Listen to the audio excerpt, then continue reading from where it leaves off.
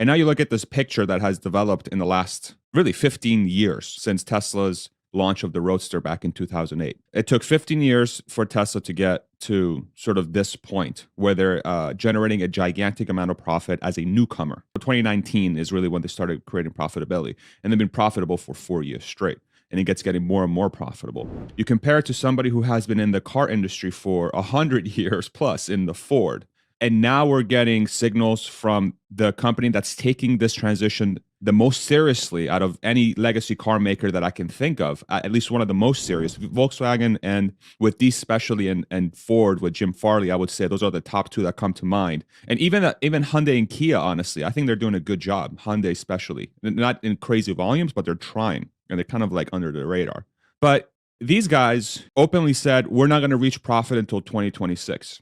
And the Mach-E, which is like their SUV, their car that's supposed to be taking a large chunk of sales from the car market, at least in the United States, launched back in 2020. It's been 3 years, and they're selling, what, 60,000 globally, maybe 100,000 in 2023. And then they don't expect to get to profitability until 2026. What does this say for the rest of the auto market? It seems like it's game, set, and match.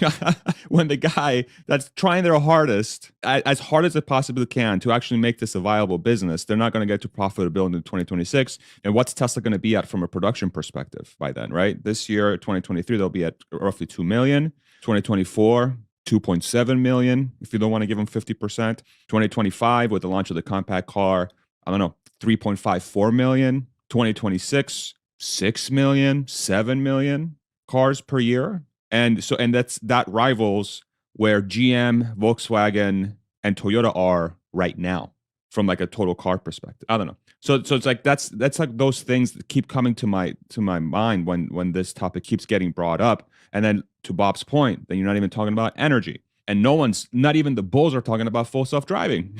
Because we're all like, what the hell? Where is it? I don't know. It just seems like a spring to me. I don't want to give any financial advice, but I feel like the Tesla story, from the point of like the domination story that a lot of like bulls that are very, very high on the stock that have been saying is like, hey, this thing is going to absolutely dominate and it won't even be close. Seems like that spring is like super spring loaded. And starting this year, it's going to start decompressing because all those pieces are in place. And now it's just a matter, like you said, Bob, it's like, okay, volume. Now it's just volume and hit it.